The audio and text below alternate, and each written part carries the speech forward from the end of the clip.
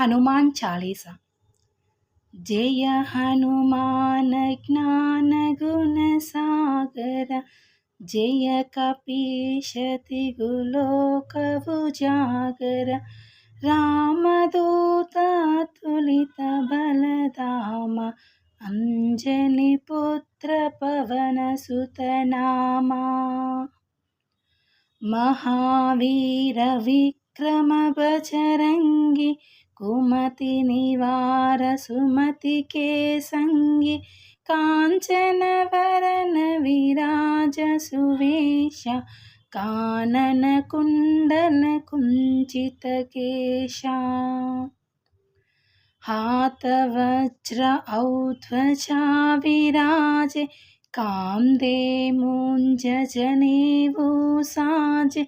शंकर सुवना केसरी नंदन, तेज प्रताप महाजगवंदना। विद्यावान गुणी अति चातुर, राम काज करिवे को आतुर।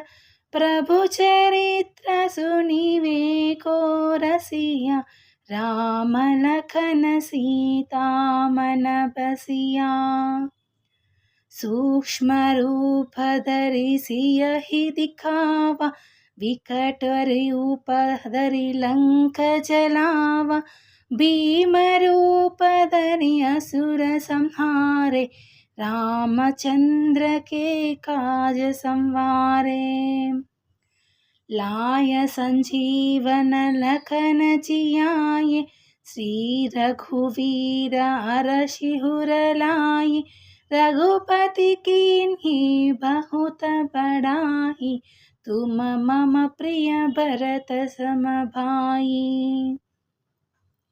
सहस्रवदन तुम्हरो यश गावे, अस कहि श्रीपति कंठ लगावे।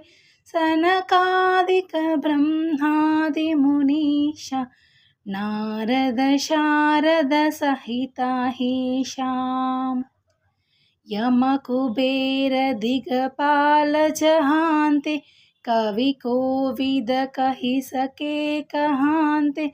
तुम उपकार सुग्रीव ही कीन्हा, राम मिलाय राजपद दीन्हा।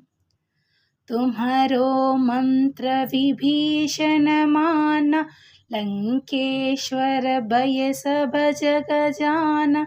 युग सहस्र